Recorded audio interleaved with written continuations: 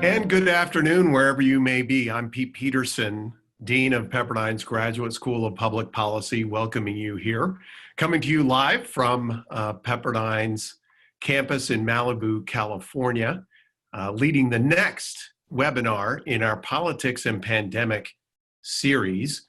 This one, Is It Safe Yet? Business Liability and Constitutional Considerations in Reopening. It would be hard to believe that this would be your first time on Zoom, but if it is, just to set a couple of the ground rules, if you would mute your microphones, we'll begin our conversation here with our experts shortly. The usual agenda and outline for these webinars is we'll begin with a keynote or kind of a table setter. That'll be with Vince Farhat. We'll engage in a conversation then with Dr. Shires and Professor McDonald, and then leave the last 15 or 20 minutes or so for your questions. Questions will be taken in via the chat feature. You'll find that down at the bottom of your screen. You're free to enter questions in at any time, but we will be leaving, just so you know, the last 15 or 20 minutes of our hour together for your good questions. Again, this is the latest in a series of webinars that we've hosted here at the Graduate Policy School, looking at different aspects of policy and legal implications related to COVID-19. We've looked at topics ranging from small business policy with Andy Puzder, one of our senior fellows here at the Graduate Policy School. We've also looked at federal government issues related to the reopening, as well as local government issues related to the reopening and challenges that they are facing. But today we're going to turn our attention specifically to the small and medium-sized business community. As we all know, with all the very important health considerations related to the pandemic, the importance of reopening a thriving economy is in part related to the health issues, but also the broader civic and emotional health of our country. And so today we are going to analyze and look at, with three experts, the various considerations that small business leaders and policymakers are either considering or will need to consider in the days, weeks, and months ahead. Just a little background on our three panelists. We're going to begin with Vince Farhat. Vince is a partner at Jeffer Mangels, Butler and Mitchell. He is chair of their White Collar Defense and Investigations Group. Prior to this, he's an assistant U.S. attorney in the major fraud section of the U.S. Attorney's Office in the Central District of California. There he was also an assistant U.S. attorney in the civil division of the U.S. Attorney's Office in the area of commercial litigation. He is also an adjunct professor at Loyola Law School, which I understand is another law school. I'm sure it's very nice. Barry McDonald is the Strauss Research Professor of Law here at Pepperdine's Caruso School of Law. He teaches courses in constitutional law, First Amendment, intellectual property law, and contracts. Barry is a frequent speaker on constitutional issues and Supreme Court decisions in the New York Times, Washington Post, Fox News, NPR, and many other outlets.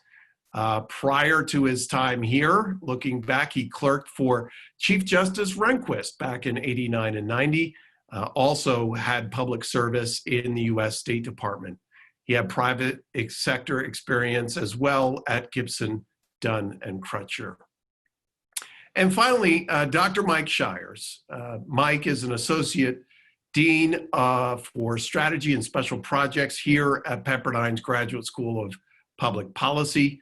He also teaches courses here, our Policy Strategy Leadership core course here that all of our first years take, as well as a number of electives in state and local governance, like municipal budgeting, education policy, and our end of term capstone or thesis course. Mike develops the annual Best Cities for Business study with Joel Kotkin that appears each year very famously at Forbes.com. Mike serves on several relevant boards, including the two major graduate policy school associations in APAM and NASPA. Also serves on the board of the National Institute for Public Finance. Prior to his time here at Pepperdine, he was a research fellow at the Public Policy Institute of California, as well as a research fellowship at the Rand Graduate School. And I, again, am your humble moderator, Pete Peterson. I will stop my screen share and turn it over to you, Vince, to begin to set our table. I thought in our prep call, you were very helpful in kind of organizing the possible policy and legal considerations here in four buckets: employment issues, consumer class action issues, security issues, as well as government fraud cases, certainly relevant to the CARES Act and some of that funding. I was hoping you could, again, set the table for us in what are some of the legal implications here and the broader landscape, the business leaders, policymakers, and attorneys in this field should be considering as the economy seeks to reopen. Thank you, Dean. And it's really a pleasure and a privilege for me to participate in today's webinar, and thank you for inviting me. In terms of setting the table, what I'd like to do is talk about just three topics, introduce three topics. First, the new government oversight bodies that were created by the CARES Act. Secondly, talk about sort of the 4 or 5 general categories of litigation and enforcement risk that companies face, and then raise 2 specific policy issues for discussion, including the issue of liability shields and the issue of enforceability of contractual waivers for liability. These are, I think, issues are going to be really important. Obviously, we're in a bit of an uptick, and so businesses have reopened partially. Time will tell as to whether they're going to stay open or whether there'll be further retrenchment. But clearly, particularly small and medium-sized businesses have been struggling to get open, stay open, and be of service to their customers. First, the CARES Act it did create 3 new enforcement bodies that add to what I would call the alphabet soup of federal enforcement. And these are new agencies that are going to be involved in supervising and overseeing the use of federal stimulus funds. The first new enforcement body is the Inspector General for Pandemic Recovery. This is similar to the SIGTARP Inspector General that was created as a result of the 2008 financial crisis. On June 2nd, the Senate confirmed the president's nominee to be the Special Inspector General, Brian Miller. And Mr. Miller's new agency is going to be responsible for overseeing and coordinating audits and investigations related to loans that are being supervised or being distributed by the Treasury Department. There is a new Congressional Oversight Commission that will have the ability to hold hearings, compel the production of documents and witness testimony, and they are statutorily obligated to furnish regular reports to the Congress addressing the effectiveness of the stimulus program. So there's going to be a level of congressional oversight. And thirdly, and perhaps the most potentially powerful oversight body, is the Pandemic Response Accountability Committee, the PRAC. This is actually a new agency within the Council of Inspector Generals. Every federal agency is required under the Inspector Generals Act to have an IG. And so this is a new council within the Inspector General's offices that's being headed up by the Department of Justice's Inspector General, Michael Horowitz. He is the chair of the PRAC. So these are 3 new oversight bodies that will be coordinating their activities with existing regulatory bodies and enforcement bodies, such as the Securities and Exchange Commission, the FBI, state attorney generals, and the Small Business Administration Inspector General. So what are the 5 or 6 general areas of risk that companies face? And I think that I've categorized these sort of 1 through 5, but not all companies will face this risk. Some companies will face more if they've received stimulus funding. Others will face fewer types of risk. But generally speaking, what we're seeing is, number 1, government consumer protection investigations. both criminal and civil investigations. These really concern companies' marketing and sale and promotion of COVID-related products. And we've seen this in the area of fake cures, price gouging, and the like. So government consumer protection investigations. The second area is government fraud investigations. We'll talk a bit about this in a minute, but these are criminal and civil investigations concerning alleged fraud in the applying for stimulus funds, the use of stimulus funds, false certifications, and proper use of funds and the like. The third area of potential enforcement litigation risk for companies are class actions. Civil class actions alleging either consumer fraud or, if a company is publicly traded, securities fraud. A fourth area of risk for companies is employment-related litigation, such as wrongful termination, whistleblowers. For example, just recently there was a case filed against a car dealership where the general manager alleged that he identified and blew the whistle on bad practices around COVID safety and was allegedly terminated. So we'll see some of these suits, but also attempts by plaintiffs' lawyers to circumvent the workers' compensation system to bring tort lawsuits on behalf of employees. And then the fifth area is what I've sort of categorized broadly as what I would call premises liability type litigation. These are potential lawsuits by customers or visitors that allege that when they were visiting a business establishment, they were negligently exposed to the coronavirus. Now, companies that have received stimulus funds, who have applied for, say, PPP loans, are definitely potentially exposed to all five of these types of risks, depending on their business model. But even companies that haven't accepted stimulus funds face the prospect of employment-related litigation and consumer class actions, and if they're in the healthcare space, potentially consumer protection investigations. When the CARES Act was passed, we saw the first wave of enforcement, and that wave of enforcement was focused in the area of consumer fraud and price gouging. The Department of Justice immediately set up a price gouging task force. Here in California, we have a well-established price gouging law, and the governor's executive order triggered those provisions. And FinCEN issued an advisory to consumers and also instructions to financial banks, financial institutions regarding filing suspicious activity reports to detect possible fraud. And the FBI Internet Crime Complaint Center in the first 30 days received almost 4,000 complaints. And these complaints center around websites advertising fake vaccines and fake cures, fraudulent charity drives, malware that was being delivered through the internet and the like.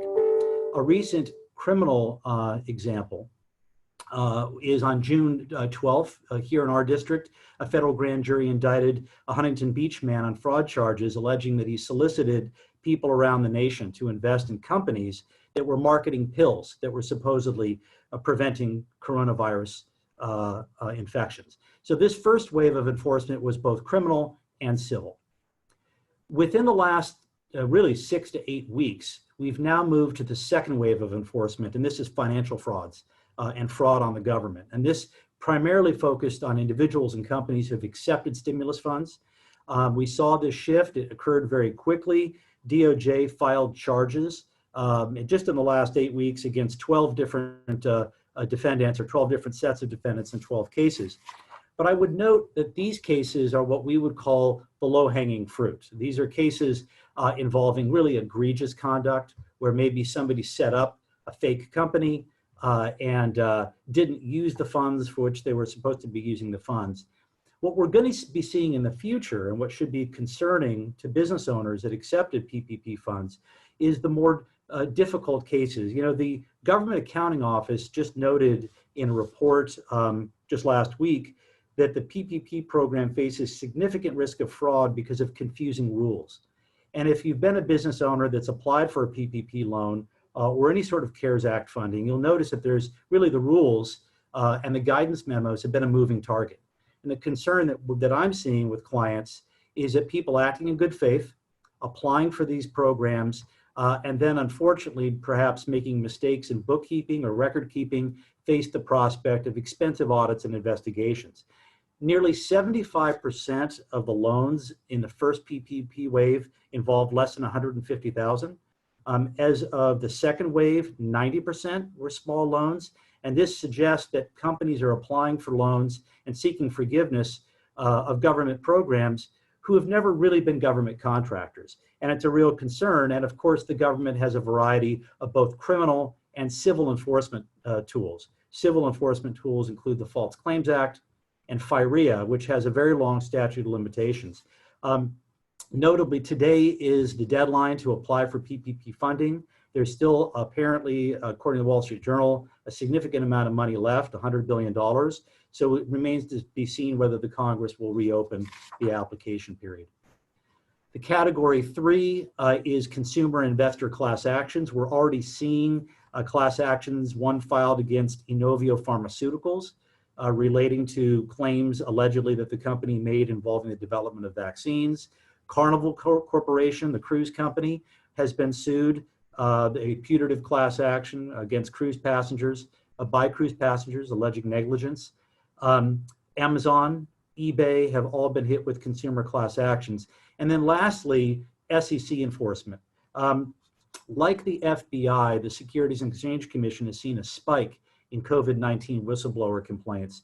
The SEC has already issued more than 30 trading suspensions based on questionable claims. They've developed a steering committee and they're coordinating with the FBI in these investigations. And we can also expect, even in the PPP space, what we call parallel investigations, where the SBA Office of Inspector General is working alongside the FBI in looking at potential audits and fraud. So companies that have received and taken this money really have to be mindful of documenting the business necessity around taking these funds and how they spent those funds. The two issues I wanted to spot for further policy discussion are the issue of liability shields and contractual waivers. There's been some talk at the federal level about enacting some sort of limitation of liability for companies as they begin reopening, both forward-facing healthcare companies and perhaps also businesses that are involved in non-essential services. I think it's probably safe to say, however, that businesses shouldn't hold their breath waiting for assistance from the federal government just because that's going to require the Congress and the administration to work together. But things are different at the state level. At the state level, we've seen a move towards limitation of liability for some companies, particularly healthcare companies. In some states, governors have issued executive orders, and they've used those executive orders, emergency powers, to modify or suspend certain enforcement of state laws that pose an obstacle to the ability of the state and businesses to respond to the crisis. The risk here is that none of these or many of these executive orders have not been tested in court, but there have been a number of states that have done this. To date, 28 states and the District of Columbia have enacted executive orders or passed legislation granting some sort of immunity to healthcare companies and to healthcare workers. These include Alaska, Arizona, Connecticut, Hawaii, Illinois, Kansas, Maryland, Massachusetts, Michigan, Nevada, New Jersey, New York, North Carolina, Oklahoma, Pennsylvania, Vermont, Virginia, and Wisconsin. Notably, California is not among these states, and our state has yet to make any move in this direction. Some states have gone further beyond just the healthcare industry and healthcare workers. For example, in the state of Alabama, the governor signed an executive order covering all businesses. It's arguably one of the broadest in the nation. Broader statutes have been enacted in North Carolina, in Wyoming, Arkansas, enacting liability shields that are broader than just healthcare providers.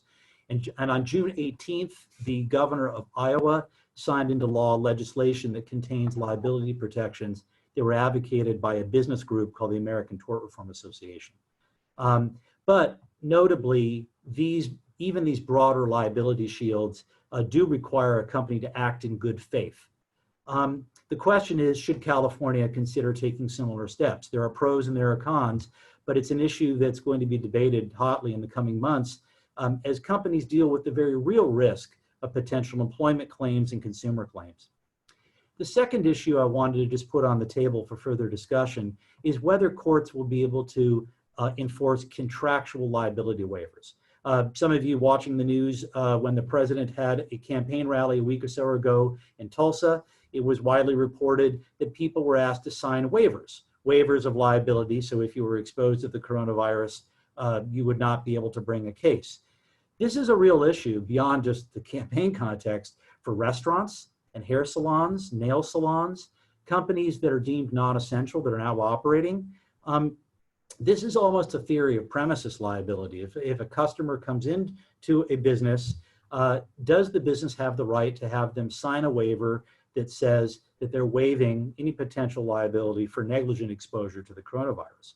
Now, contractual waivers are generally disfavored. If you talk to experts in tort law and policy, they're highly disfavored because they can be viewed as contracts of adhesion. They typically have to be very specific to be enforceable. But the question becomes in the coming months whether such waivers will be enforceable, and they will certainly be used by businesses and they will certainly be challenged. So that's just my effort to kind of set the table on some of the legal and policy considerations that are affecting businesses as they look at reopening in these very uncertain times. Very helpful, Vince. Thanks so much for that. And a good segue to you, Dr. Shires, looking at some of the policy implications. Certainly these liability shields that Vince references are being handled differently on a state-to-state basis. I was hoping you could talk a little bit about the policy issues, but also talk specifically about California and some of the steps that you see taking place here. I'll just reference, there was a piece in yesterday's LA Daily News by Dennis Hong, who is the CEO of the Asian Business Association here in LA, and called out specifically Governor Newsom's May 6th executive order, which reverses the burden of proof on workers' comp claims related to COVID. And so you're seeing different states handle the policies in very different ways. So your thoughts on the policy implications here? Sure, thanks, Pete, and thanks for having me as part of this panel. I think that the whole question of how you open a business in this environment is very daunting. And the executive order that you're talking about basically created a presumption that if you got COVID and you went to work, that it would be covered under workers' comp, whether the employer had any linkage to it or not. And why that's important is because the workers' comp insurance is required, and what you're doing is imposing the cost of that healthcare related to COVID on the workers' comp system. Now, it's a great tool, and this is why the governor did it, to expand access to health insurance at a time when the epidemic was blowing up. But now you have the reality of having to pay for that, and the folks who have to pay for it in this environment are going to be the very businesses that you forced to shut down in the midst of this epidemic. And so this is just an example of one of the challenges that businesses have. And even in the states that have sort of the more forward-leaning business protections for liabilities, the states that have implemented these, in most cases, there's this little line in it that says, as long as you follow all the rules that the local public health agency says you should follow. What's left out of that conversation, what becomes a huge public policy issue, is enforcement. What if somebody refuses to wear a mask when they walk in your restaurant? What's your liability then? And what are the constraints that you're operating under? And business owners just don't know the answer to those questions, in part because it hasn't happened that much yet, but also in part because the courts have been completely silent in this space because this is just starting to unfold. When we had this conversation about this session 2 weeks ago, the prospects in the environment of business opening and us facing all these issues very quickly seem much bigger. Now you have this kind of explosion and resurgence in caseloads.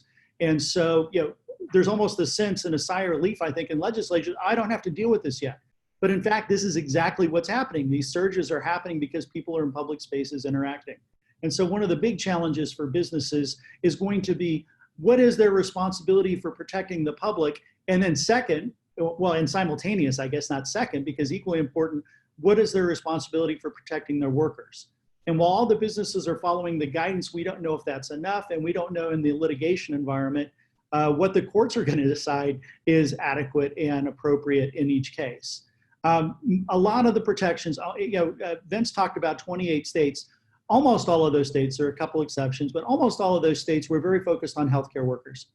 and making sure, the doctors that are practicing outside of their specialization are not sued for doing respiratory treatment for COVID instead of delivering babies and things like that. Mm-hmm. And so there's lots of categories in that space. There's protection, kind of the Good Samaritan kind of arguments. There's a lot of coverage for manufacturers of essential products like food services, food and protective equipment. What happens to other manufacturers, the Elon Musks of the world that open their plants? What is the exposure there for them, and what kind of protections can we put in place? If you want businesses to open the doors, one of the costs of doing business in the past has been kind of these consumer lawsuits over things like CEQA, the American Disabilities Act. COVID just opens a whole new universe of litigation that business owners have to think about as they make that really hard economic decision. Is there enough volume going to happen for me to reopen my business? Understanding that if I don't open my business, I have no revenues. Mm-hmm. And so there's that kind of a trade-off. There's also a lot of providers, and this is where it gets interesting. Local governments and state governments are actually kind of in this exposure space as well. You think about things like the DMV. My father-in-law, who's 89 years old, had to go get a new driver's license because his driver's license from another state expired and he'd moved to California. He had to expose himself to the DMV. Well, will there be liability for the state if, in fact, a customer like that who's compelled to go gets exposed? And, how can you prove that, they didn't follow the procedures? Again, what happens if that rogue person walks in and refuses to wear a mask and exposes a bunch of people? The area of senior homes, a huge one in some states like New York and New Jersey, where policy seemed to do things that were detrimental. I'm sure there's going to be lawsuits in this space that will set new precedents in terms of what the state's liability is for people who were exposed and who actually got it and even died from COVID in that process. If you look at K-12, as it's talking about reopening, there's this huge question, not only about protecting the staff, which every kind of enterprise that operates in this space has, but also the families of the students who are going to be coming to campus. Again, compulsory participation. What is the responsibility of government, and what's the exposure of these institutions as they unfold? We see this if you look at some of the businesses that stayed open during the COVID, during the pandemic, and universities are a great example of this. They stayed open for business. They changed their business model, but they basically stayed open. There's even some, quality of service litigation happening. Okay, they had a contract to provide educational services. Those were supposed to be in person. We had all these event fees. Do they have to reimburse those? So there's all of these categories of spaces that this pandemic has really rewritten the business environment. One huge area that has yet to unfold because we haven't started opening up, but which is going to be massive in my opinion, is the area of privacy. It's this idea that as we do contact tracing and as we do testing, who has access to those results and who has permission to ask for my information, and what responsibility do they have to protect that information? You're talking about asking people, who have you, name every single person you've talked to and where you were for the last week or two. That is a huge expansion of the business and government's ability to ask for information from you. And the questions, especially under the rules that govern access to educational information, but especially HIPAA, the Health Insurance Protection Act, which talks about how we take care of patient information. All of these things are huge. And so, there's kind of all these implicit policy questions out there. I don't know of a state that's really taken them on aggressively. There's a few that have dealt with general business liability, Alabama, North Carolina, that have been very aggressive about, you're just basically indemnified. Nobody can sue you over COVID kind of stuff is the idea. Mm-hmm. Whether it's enforceable in the way it was written or not, we'll see. But there is this huge question and this huge space of what are the rules and the compromises and the trade-offs we're going to do so that we can create an opportunity for business owners to feel confident enough that the lawyers aren't going to eat whatever profits they do manage to generate once they reopen. And I think this is, I'm looking forward to our conversation, but I think this is really the space where a lot of the controversy is going to unfold, because then you get into the role of government, the authority of government, and all these other kinds of issues. But I think that, this whole space is being defined as we see it. If there's a big surge and we do a bunch of new shutdowns, it'll buy us a little bit of space. But then there's this whole question about all the people who were exposed during this resurgence and kind of what their retroactive liability is in those cases as well. So with that, I'll pass it on to our next speaker, who actually understands the constitutional side of this a lot better than I do. Professor McDonald, that's the tie-in to you. You know, it has felt like over these last few months that most Americans have gotten a constitutional law class. You know, I speak to a number of people who have a newfound appreciation for what their state legislatures can actually do. Maybe what the federal government can't do while it promises to do things. And then even an understanding as we get down to lower levels of government. You know, we've certainly seen here in Los Angeles steps taken by the city of LA, by the county of Los Angeles that may differ to other places, even within the state of California. Tell us a little bit about what you're seeing as some of the major constitutional considerations that have already found their way into the courts, usually at the state level, but even looking ahead. Okay, well, thank you, Pete, for hosting this important discussion and for inviting me to participate. So when we think about constitutional considerations related to reopening and to COVID management and regulation in general, they generally break out into three buckets of issues. The first one is, well, you know, what level of government has authority to act in a particular matter? And when it comes to, you know, stay-at-home orders, reopening, that's generally at the level of the state government and powers bestowed by the state constitution, and then the state legislature implementing those constitutional provisions. So, you know, historically, state governments have had the regulatory authority to exercise what are called the traditional police powers, where states are empowered to protect the health, safety, and welfare of their citizens. And we see this happening in California and in many other states throughout the country, where governors are essentially taking the lead to exercise those state police powers and to regulate, you know, in terms of stay-at-home orders and reopening issues, pursuant to, you know, exercising these police powers. And, you know, the governors are generally acting pursuant to statutes passed by state legislatures that have been empowered by their constitutions, where the legislatures have passed laws, such as in California, emergency authorization acts, giving the governors certain emergency powers to act during these particular situations. So in terms of what level of government has the authority to act, that first bucket of issues, it's generally at the state level, and then pursuant to state constitutions through state legislative acts. A lot of these issues are delegated to county and municipal authorities, as we see here in California, where the state legislature has given counties sort of a certain autonomy to act in accordance with local conditions on the ground, like LA County, Ventura County, doing things slightly differently. And so but that autonomy derives from state constitutional law. At the federal level, of course, you know, the authority here in terms of regulating health and safety issues on the ground is fairly limited. The federal government can only act pursuant to express authority conveyed to it in the federal Constitution. And the federal Constitution mainly gives the federal government power to act in terms of foreign policy, you know, immigration matters, that sort of thing. And we see that we see Congress and the president sort of, you know, visa issues that relate to business reopening. And also, of course, Congress wields immense power with the spending power. And we see that with respect to the CARE Act and the other stimulus package that Vince was discussing.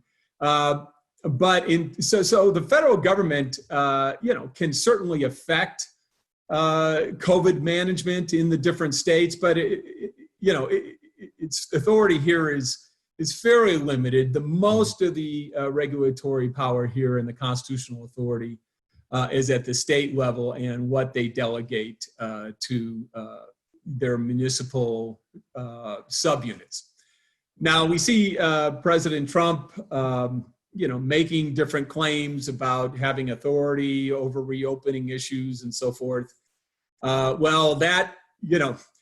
The president of the United States in these kind of matters, generally can only act pursuant to congressional authority, where Congress itself has the authority to step into these issues. So Congress would derive its main authority in these issues pursuant to its powers to regulate interstate commerce in the broad way that the courts have read those powers. And so if Congress has passed a law, pursuant to its commerce powers, and has given the president authority to act in certain matters, then including emergency powers acts, then in those kind of situations, the president can attempt to invoke that authority. Although, a lot of people claim that he is sort of broadly reading these statutes to act in areas where perhaps it should be left to state authorities. But the bottom line is that at the federal level, a lot of spending power. It has a lot of power to attach conditions to the funds it offers. But other than that, unless Congress has acted to sort of regulate immigration, regulate interstate commerce, that in a way that gives the president the power to act, most of the authority here devolves on state actors, state legislatures, state governors. Mike, I want to come back to you for a question on, it's been interesting to see these state by state, especially in the area of liability shields, states react in different ways toward business reopening. You do such great work on an annual basis in that the cities list comparing economic development and policies across the country. As this drags on, do you see any possibility that the states that are less aggressive in providing liability protections for businesses, that they may seek to move to places that are more amenable and supportive to businesses? Or is this really just seen as a one-year set of challenges that a business needs to work its way through? So, business environment questions, California has been bleeding businesses for a long time. I mean, the latest high profile, the Elon Musk conversation, the city of Austin has reached out to him. And, it's one of those things where the business environment in California is a challenge. And the interesting thing about it is one of the largest financial supporters in many ways of the Democratic Party in California is the California Consumer Attorneys Association. And so, these are the folks who file these kind of lawsuits that trigger this whole question about business liability. And so I'm skeptical that California will be a fast actor in this space, whereas, you would expect other states like Texas, and we already know Alabama and Kansas and Iowa and some of the other states have been aggressive about it. Will that affect business location decisions in the future? Absolutely. California needs to be proactive about this because our economy was already trying to work through the business climate question. Once you start attaching price tags to all of this, the other piece of this that's heavily impacted by COVID is unemployment insurance. The factors that they use that firms have to pay for unemployment insurance are driven by how many people you've laid off. Well, guess what? A lot of people got laid off recently. And so there's going to have to be a political conversation about revisiting some of those factors as well. There's a lot of work to be done in this space to sort of, if nothing else, hold businesses equal to where they were before COVID happened. I do think some states are going to be very aggressive about it. We've already seen that. I think there's going to be other states like California and probably New York, some of the larger states in the Northeast, Massachusetts, that are going to see employee protections and this litigation process as an important resource for creating accountability in a business environment. The fear that businesses are going to take advantage of this. So I think you're going to see a mixture of results, which will again kind of alter that landscape about where firms want to relocate. When it comes down to the decision where you're going to do business or not, it's moments like this, and you combine it with the sort of inner city unrest in the big urban areas that we've seen related to the Floyd incident in Minnesota, and you have kind of a new landscape where I think a lot of business owners have a lot of time on their hands right now to think about these things, and they're going to be. So states do need to be responsive in this space. Vince, I want to come back to you, and just as a note, we're starting to see questions come in from the audience, and so thank you. Please continue to enter those through the chat feature. We're going to weave those questions in here very shortly. Vince, I wanted to see if you had any thoughts on responding to Dr. Shires' points on prospective liability issues. But I also want you to take, you said something I think that was pretty provocative in your opening remarks about, and this isn't going to be the right way to say it, but just the lack of awareness that small and medium-sized businesses have in essentially becoming government contractors or working with the federal government. What are the educational things that we can or should be doing? Because what you seem to allude to is that some of these prosecutions that might be forthcoming from the federal government might be for businesses just not knowing the right forms to fill out. That's right. I mean, I think that in heavily regulated industries, such as healthcare, where doctors and providers regularly seek reimbursement from Medicare, TRICARE, Medi-Cal, or in the government contracting space generally, companies have a much more sort of regular familiarity with what we would call the do's and don'ts of submitting claims for reimbursement to the government, because it's part of the business model. They often have compliance departments. They understand the federal acquisition regulations. They understand the need for compliance programs. They understand that the government could come at them with potential False Claims Act liability if they are overpaid on claims. And so typically industries, companies in heavily regulated industries have more compliance infrastructure in their business operations. Mm-hmm.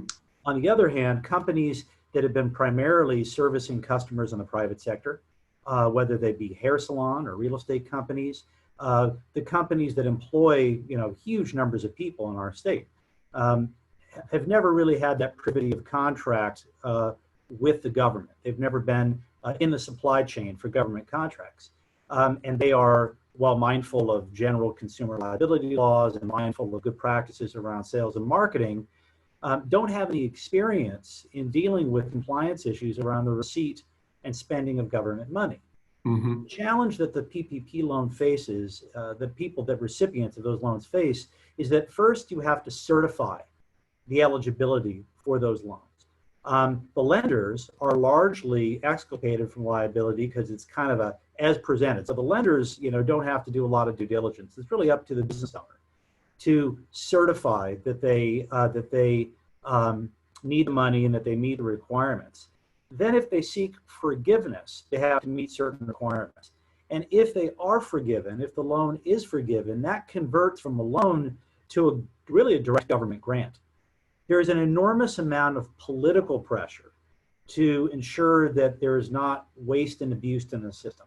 And that's the concern that I have for businesses going forward, putting aside the cases of obvious lying, cheating, and stealing. Right. Those are the low-hanging fruit, and Yep. it's not a concern that I have. I'm more concerned about companies that have sought forgiveness, have obtained forgiveness, but there's a 6-year document retention policy in the new PPP regulations.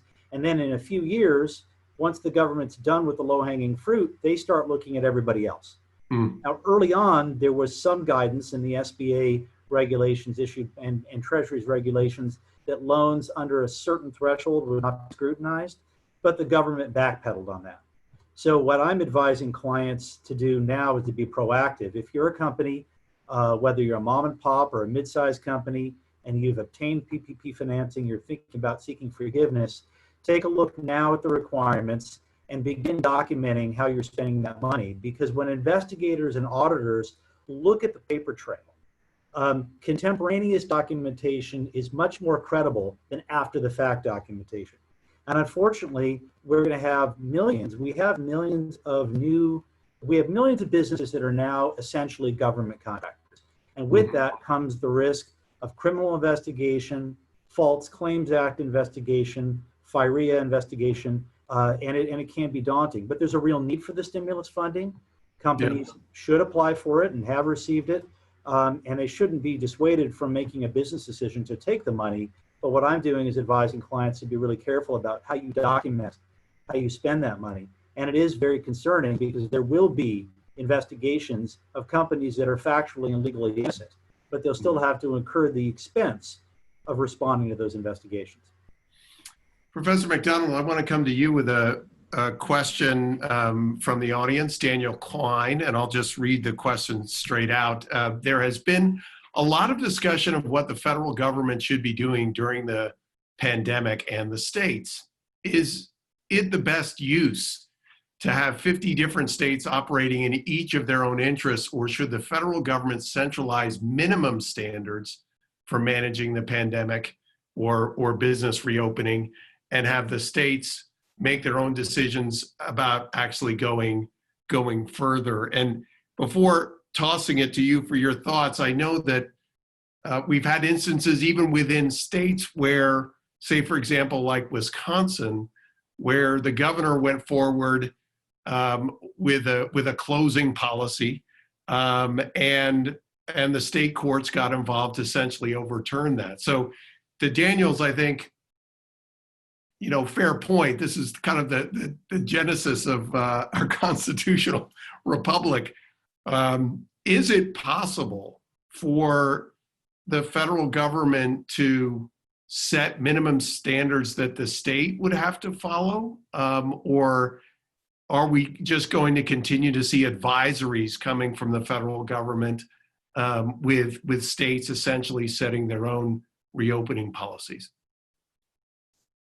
When it comes to business reopening standards, et cetera, you're talking about commercial economic matters. The Supreme Court has given Congress a lot of power to reach into local matters pursuant to sort of the substantial effects test. If a local activity can be said to have a substantial effect on the national economy, then Congress has power to reach it. So I think that, Congress would have the constitutional authority to step in and set minimum standards for reopening, at least the bulk of reopening issues. Whether that's a wise thing to do, I think that it would be more along in Mike's province, policy province. I think that, you have some issues that are better left to, state and local regulators who are more familiar with conditions on the ground, particularly the balancing concerns of economic versus public health issues. On the other hand, perhaps there are some issues where a more uniform approach would be in the interests of the country as a whole, like with respect to testing policy. There's been a lot of discussion that the federal government should take a heavier hand in terms of testing policies, et cetera, and getting testing capabilities up and running. Mm-hmm. So again, I just think it depends on what exactly you're talking about in reaching that balance between local and national interests. You raised that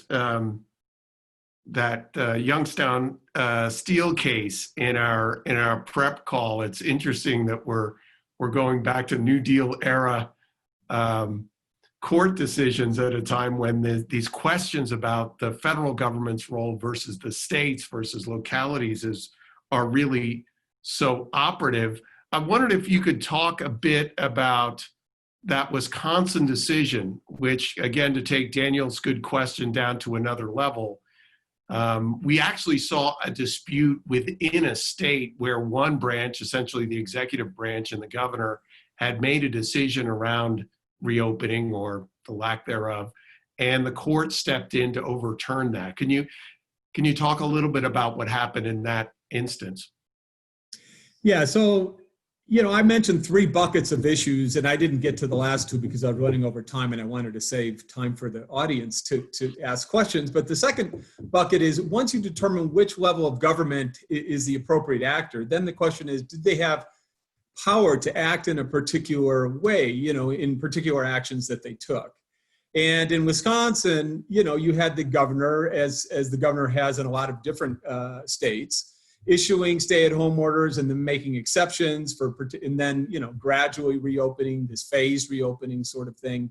And it was challenged, by Wisconsin business interests, and the state, essentially, the Wisconsin Supreme Court essentially sided with the plaintiffs in the case on the grounds that the governor had not followed state law procedures in terms of interacting with the Wisconsin legislature in issuing the orders that he had. So it was a purely procedural ruling that had substantive effects because it basically threw out the governor's order. Mm-hmm. And then the next day you saw people flooding into bars and so forth. And, what I think we're seeing what's happening when that happens. So that's the second bucket of issues. The third bucket of issues is what kind of constitutional rights might kick in to limit government power in terms of regulating, reopening, shutdowns, et cetera. And here we did have, the major challenge here was in Pennsylvania, where a group of business interests in Pennsylvania challenged the governor's orders on grounds that it violated their rights to, not have private property taken under the federal constitution without just compensation. They also challenged it on the grounds that, the orders took their property without due process of law. The Pennsylvania Supreme Court rejected those claims. Essentially, the courts have been very deferential to policymakers and not wanting to take a very strong individual rights stand on these kind of issues. And the Pennsylvania Supreme Court order was appealed to the United States Supreme Court in terms of trying to get emergency stay of that ruling from the United States Supreme Court, and they denied it without discussion. So I think what you're seeing so far is that courts taking a fairly deferential attitude to policymakers, not wanting to interfere by a sort of a heavy insistence on compliance with constitutional rights in this sphere. And Barry, I thought what is also part of the civics lesson that is the pandemic is the fact that states have their own constitutions, so this understanding that that we have states that are acting differently by their own constitution, obviously fitting within the United States constitutional framework, I think has also been a learning experience, that these state courts are essentially abiding by not only the federal constitution in their decisions, but also by what their state constitutions are dictating. Yeah, in fact, I think state constitutions are the biggest player in this whole drama when it comes to stay-at-home orders, reopening, phased reopenings, et cetera. Most of that stuff, if there are any sort of viable legal claims, it's like you saw in Wisconsin, that the governor or whatever local administrator was not complying with state constitutional or statutory law in the way that they were handling their affairs. The federal constitution really does not have a lot to say about this, other than perhaps some protection for property rights. But as I just discussed, those protections are fairly minimal, particularly when it comes in sort of public health and safety matters like we're seeing in this era. Vince, I want to come back to you. We have a question from James Scott. Given that they may not be enforceable, would you still recommend that a small business owner or nonprofit ask for liability waivers for participation in organized events? So kind of going back to that Trump rally in which waivers were offered or demanded, I should say. Your thoughts on waivers being offered by businesses at public events or organized events?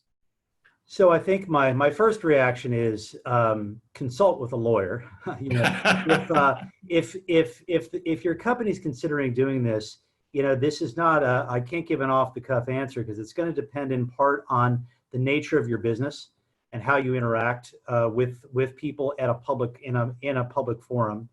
It's going to also matter what jurisdiction you're in, and it's also going to matter, to look at the case law as it applies to waivers and try to see if there's any guidance. Certainly, the more specific the waiver is, and the more tailored to the circumstances of the event, and the more sort of indicia of, people having a chance to review it and so forth, the more enforceable it is. But I think it's very, very case specific. And if someone is considering doing that, I don't want to give a blanket response, but rather to really encourage you to sort of look at it specifically, because it's going to, again, depend on your business model.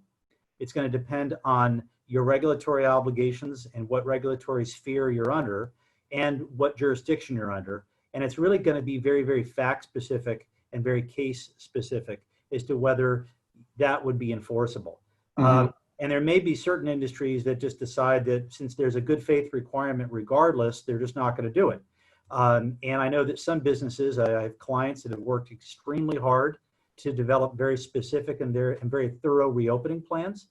And that those reopening plans, they have vetted to ensure that they're compliant. And this goes to a point that was raised earlier about state versus local governance. The big problem for business is uncertainty. Businesses want to be able to rely on the rules. They want to be able to rely on what are the rules for reopening, what are the rules to maintain that reopened status, and which agency do I have to answer from? And so it's not helpful when you have the state government and the county government sometimes issuing discordant policies and guidances. And that's difficult because it really puts a business owner in the unfortunate position of having to figure out which rules apply and which don't. It's very, very unfortunate. So one request I would make to the policy folks is to try to create some certainty so that good or bad, the rules are known and businesses can rely on that. And that includes policies around whether these sorts of contractual waivers will be favored or disfavored by the courts, because we just don't know. So we're in our last 5 minutes here. Mike, I want to come to you. We have a good question from Myron Lieberman, obviously pertinent to our own work here. Thoughts about school reopening, looking at, obviously there's the public school system and the private school system, both at the K-12 level and also in higher ed as well. You've been involved in some of the conversations here at Pepperdine, and you're obviously following the field of academia more broadly. What are some of the considerations that you're seeing related to reopening as it relates to private schools and universities? Well, I think there's two sets of issues here in the education space. One is the university conversation and private schools where, quite frankly, attendance is voluntary, and the big risks for the universities is that nobody comes, and so their revenue models create financial pressure for the institutions. And so you see a commitment kind of in the university space, especially in the private universities, to have on-campus enrollments and to have students there, because that's part of what they sell as a product. And they're working very hard with local public health agencies to make that as safe as possible. If you look at K-12 and you look at public schools where in California, for example, one of the governor's proposals is that essentially 40% of the instruction will be on campus each week and 60% will be at home for K-12 students. And the key here, I think, is to give local districts as much flexibility as possible. You have some suburban districts possibly where that's much less of an issue than you do in environments where the schools are a central part, not only the educational community, but also providing food, counseling, childcare, and a myriad of other resources.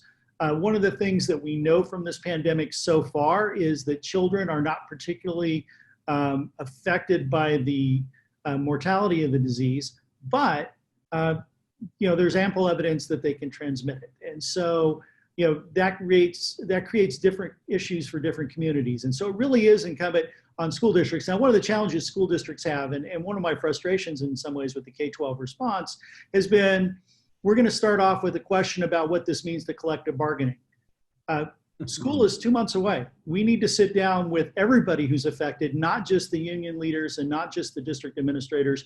We need to get the parents in the room. We need to get the community leaders in the room and have these conversations. There's certainly a federalism argument here that local solutions, I think, are going to meet the best needs of the local communities, and K-12 school districts are largely local actors. For your larger jurisdictions like LA Unified, obviously, that means even below the LA Unified level. I think school by school solutions are really where the answers are going to have to be found in the K-12 space. For universities, there's a whole bunch, there's a ton of lawsuits already because in many cases, the fall, again, they continue to do business. And so we're starting to see the beginning of what all businesses are going to be facing when reopening happens. I think there's some roles for the federal government here in sort of setting some baseline rules about how states should think about this. But it really is going to come down, as both Barry and Vince talked about, to the state courts, to the state jurisdictions, and to the powers that the state constitutions grant the state and local governments in their frameworks. And so, especially public universities, for example, you see almost all of those going online, at least in California, simply because all the risk drivers are pushing them to have the lowest impact and the lowest risk in terms of liability.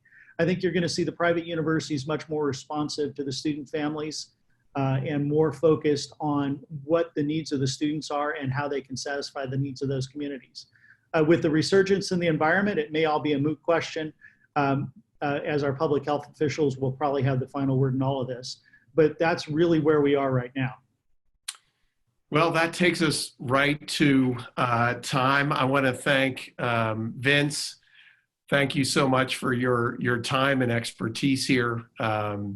Professor McDonald, Barry, great to be with you, and thanks so much for your thoughts and background, very helpful. And Dr. Shires, Mike, thanks again for your policy and political expertise in this as well. This again is only the next in an ongoing series we're calling Politics and Pandemic. If you'd like to see some of the other recorded sessions from the earlier webinars in this series, just go to publicpolicy.pepperdine.edu and you can see not only the previous sessions, but also look at the upcoming sessions that we have planned for the weeks ahead.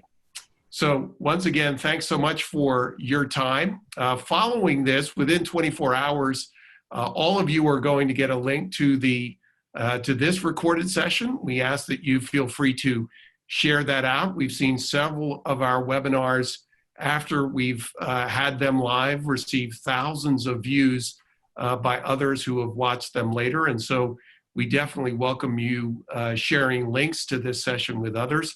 Again, I want to thank you for your time and attention and look forward to seeing you again on our next webinar. So goodbye from Pepperdine and God bless. Thank you, Dean.